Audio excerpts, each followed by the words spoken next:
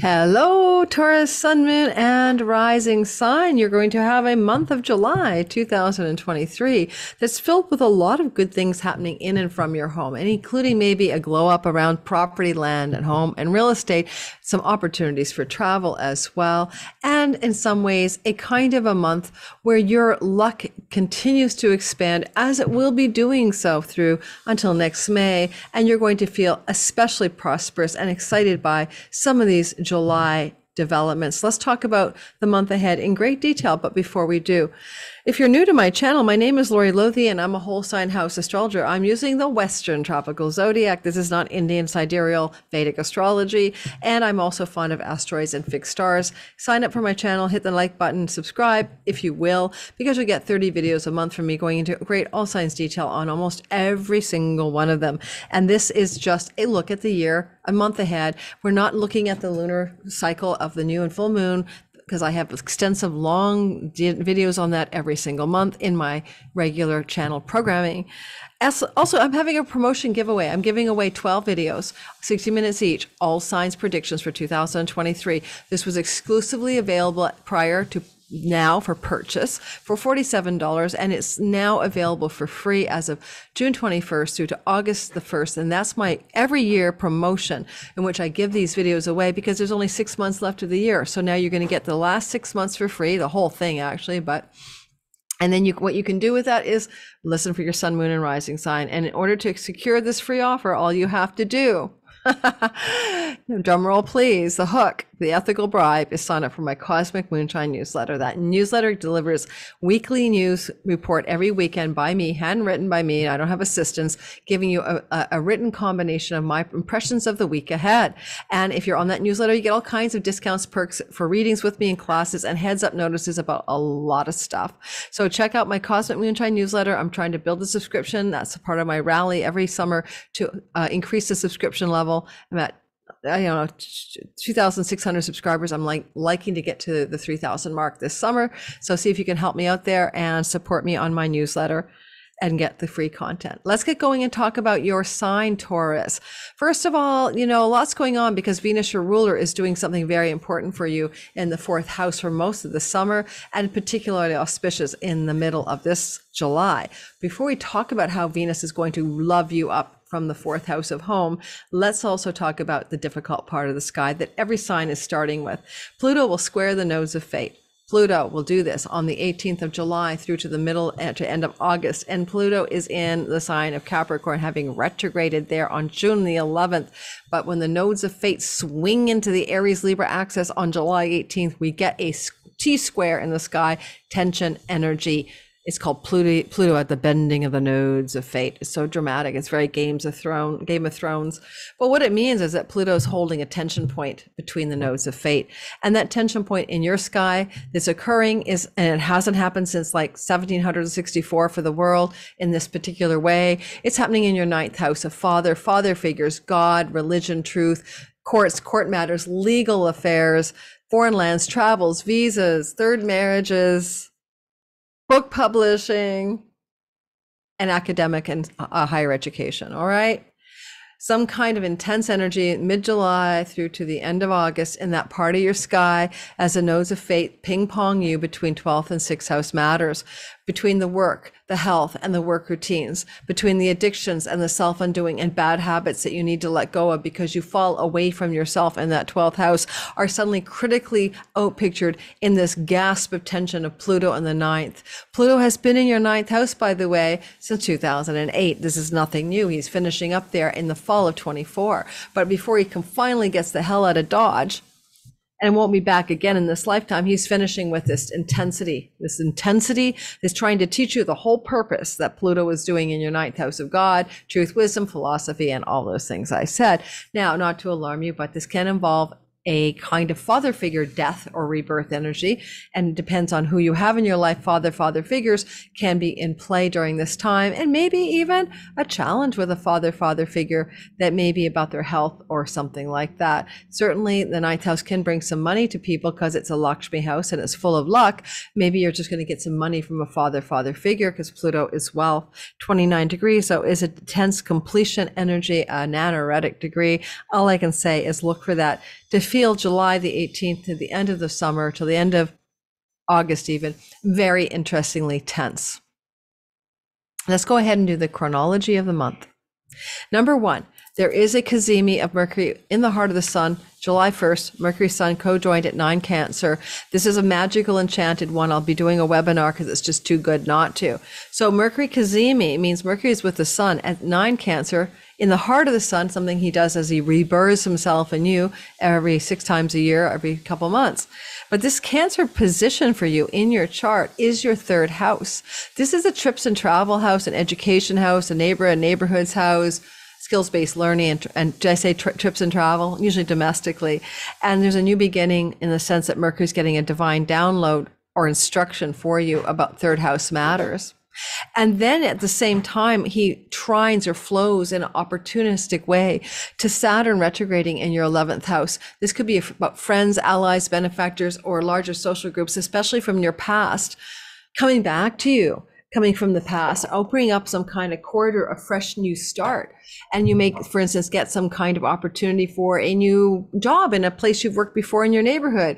You could get some kind of favor from an elder sibling or friend that benefits you in a way that allows you to take a journey or a trip. This is all around July 1st and 2nd. At the same time, you might find that you have this situation of a sextile to Jupiter in the house of you, making you ever so lucky because you are lucky. You're lucky all the way through to next May the 24th as Jupiter moves through the house of you. He may make you a little more chubby. Watch your food, watch what you eat, watch you don't get pregnant because Mars here can cause pregnancy. Jupiter here can cause pregnancy. We'll get to the Mars story in a bit. And the need to not have a baby because of the pregnancy. So be careful around pregnancy, especially. I mean, do due diligence, right? As a Taurus sun, moon, or rising. But the idea here is that Jupiter's giving you this lucky glow up, and there's a mini grand trine on July 1st and 2nd as the cazimi unfolds, and you're just basically feeling delighted around that time, around who you are, feeling lucky, feeling expansive and generous, having some excitement going on, benefiting from social times with someone elder than you, being invited into some kind of goodness regarding trips and travel, local or close to home. So it's all a very powerful time. My daughter is a Taurus rising. She'll be traveling to a place where her stepmother will be with her boyfriend. It looks exactly like that event for her. All right, now we go on to Venus squaring Uranus on July the 2nd, 3rd, then again on August the 9th and September 29th, give or take a couple of days on either side, July 2nd, August 9th, September 29th. The first of these squares between the goddess of money and love and the god of the unexpected is going to happen on July 2nd. Give or take a day. And this is going to overlap with that lucky cazimi. Remember that. So it's not all so bad. But Venus is going to square Uranus. And so it's unexpected love and money stories, but Venus is moving through Leo. Venus will be in Leo, has been since June 5th and will be to October the 9th. This has not happened since 2015, June through October, where we saw Venus make this very long journey through the sign of Leo. And here she is again because of that same retrogradation cycle. And so as Venus is moving through Leo, it's your 4th house, beauty, art, decoration, design, enhancement of your home, your private life, more joy and enjoyment of being in the home, having fun and social events in the home, beautifying the home. These are very big Venus, having a woman visit you in the home.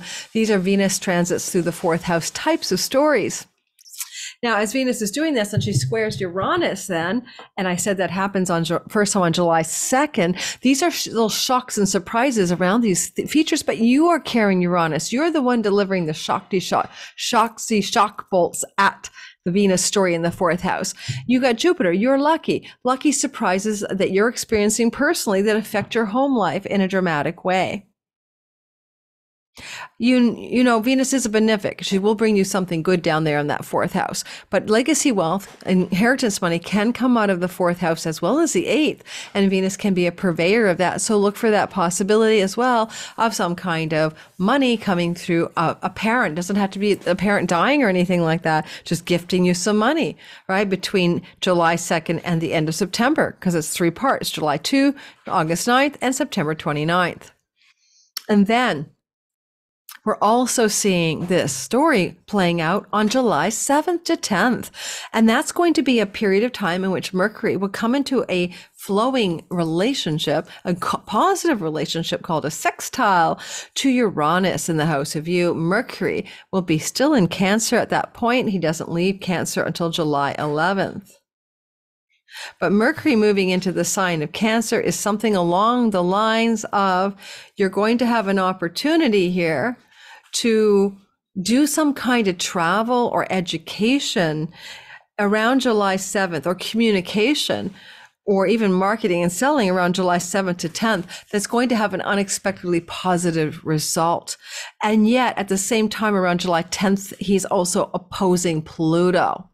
And that can be some tension between a father figure and or a educational situation, or a foreign land situation, or a legal matter. I'm giving you ninth house stories, or academic matter, and something to do with third house things, which is online world, communications, travel, siblings, etc. So there's this little jolt of tension around July the 10th because of that Mercury fleeting opposition to Pluto on that day, 10th, 11th of the month. Then on July the 11th, I would remind you that Mercury will move into Leo and be done with this story in Cancer third house and move into your fourth house and join Venus. Now, Mercury Venus is communicating from home, messaging from home, selling, marketing from home. This is an ideal transit to sell a property if that's something you're thinking of. Really behooves you to think about if you wanted to buy or sell real estate. Anything that goes on here between July 11th and 29th with Venus there and Mercury is going to go very, very well. Your deal-making, negotiating skills and fortunes are in this area. You may also have a lot of communications from your home with people that you're enjoying communicating with because of Venus there at the same time. Mars moves into Virgo on July 10th, and that's going to be a difficult time for your relationship with your children and your romantic partner and your sexuality, unless you tackle it full on. That would mean diving headfirst into full on sexcapades and fun, or getting more competitive or funneling this romantic tension into competitive aspects, or playfully competitive aspects. Mars likes to win, and you could try playing games when he's here, or being more athletic. As Mars travels through your fifth house, July 10th adds 6 weeks. Now, Mars here can also be, I hate to tell you, about miscarriages or choices to have an abortion. And so because Mars is here and Jupiter's in your first house, be very careful about not getting pregnant as a Taurus sun, moon, but most accurately rising, because this combination can look like having to have a remediation around an unwanted pregnancy. And that could be any time, therefore, between July 10th adds 6 weeks. Watch for fights with your children, fights with your lover. Try again to funnel that energy into something constructive. Sometimes it just increases the passion in your sex life, and that may be all that is. So just watch for whatever that looks like, and keep me apprised of how that works out for you guys. Then Venus will retrograde, and she's going to retrograde on the 22nd of July through to September the 4th in your fourth house. A woman from your past coming to visit you, going back and redesigning the living room, redecorating a room you've done, repainting a room you've done. Quieting down from some of the social activities and slowing down in your home to find more solitude and inward dimensions of enjoyment in the home. And that's July 22nd to September 4th. Now you can travel to a place that feels like home when Venus is retrograding, because Mercury is here as well until the end of July. So it suggests between July 22nd even and about the end of the month, you may plan a trip away from home, or to plan a trip to a home that you used to have, or to visit your parents' home or the homeland, or something to do with your ancestral homeland. And that's definitely true basically anytime between July 22nd and September 4th. But the planning of the trip may actually be involving more the last week of July. And retrograde here can make people from your childhood home or your childhood in general out of the past come back out of the woodwork, and you're in touch with them and having social engagement with them at that time. And then we have this tension in the sky between Mars in Virgo and Saturn in Pisces, and that's going to occur July 18th to the 22nd. It's not long lasting, but it's pretty intense. This happens every 2 years, but not in this part of your sky for 30. Saturn can be a elder sibling, a friend who's older or more responsible or established. And that person in your 11th house is giving you tension between Mars and your 5th, your romantic life, your children, your passion projects, your creativity, your art, and your fertility and pregnancy. So somebody is giving you some tension here, or some situation is creating tension. Groups of belonging are the 11th house, a tribe. Maybe you belong to a group of people who doesn't believe in premarital sex, and now you're not married and you get pregnant and they're all kiboshing the pregnancy. I'm just making stuff up, but there's tension from groups of people, and Saturn is trying to restrict and Mars is trying to fight back. And this can feel like frustration. And that frustration and intensity is July 18th to the 22nd. Near the end of the month, then, we finish with July 22 to 25. July 22 to 25 is the movement of Mercury squaring Uranus. This is unexpected, dramatic, exciting, or exhilarating change regarding the themes of your property, home, land, and real estate, and where you live. And Uranus, Jupiter, sudden, you're very larger than life, especially next April. Wait till Jupiter collides with Uranus in the first house. Oh my God, what a time for you Taurus people next April. But before that, this is almost the energy of your being freedom loving, inventive, eclectic, larger than life, bold, daring, and dare greatly, Brené Brown, and trying your best to sort of bust outside of the straitjacket of any identity that doesn't suit you anymore. This is a once in a lifetime opportunity for Jupiter to help you expand out of that self-limiting straitjacket of identity and become an iconoclastic freedom lover. That's a transit that you experience until the next May 2024 in the way I'm describing it. And as this is occurring, suddenly you've got this little bit of a jolt about something unexpected happening in the home, from the home. Mercury, phone calls, emails, conversations in and from the home to the home that surprises you. Now, property, land, home, and real estate as well. Like it could be to do with those sorts of factors. But it all smooths out around the 27th of the month, because then Venus will hold hands with Mercury in a perfect conjunction, and it will begin to collaborate with Venus to create harmonious, successful negotiations, conversations, and peaceful outcomes to any disruption from July 22 to 25. Like if you had a roommate upset July 22 to 25, then you'll smooth it out. That's, for example, sometime around the 27th, 28th of the month. Well, thanks for listening. I hope that was useful navigational advice for you, Taurus, Sun, Moon, and Rising. Don't forget to check the description box for everything I offer. You know the drill, but also you want to get those free videos that I introduced earlier. 12 videos, all signs videos for each sign, 2023. You can listen for your Sun, Moon, and Rising, forecast horoscopes. We got 6 months of the year left, and you can use that material to help you navigate. Just sign up for my Cosmic Moonshine newsletter, and you get that content for free instead of for $47. All right. Thanks for listening, and have a great month of July.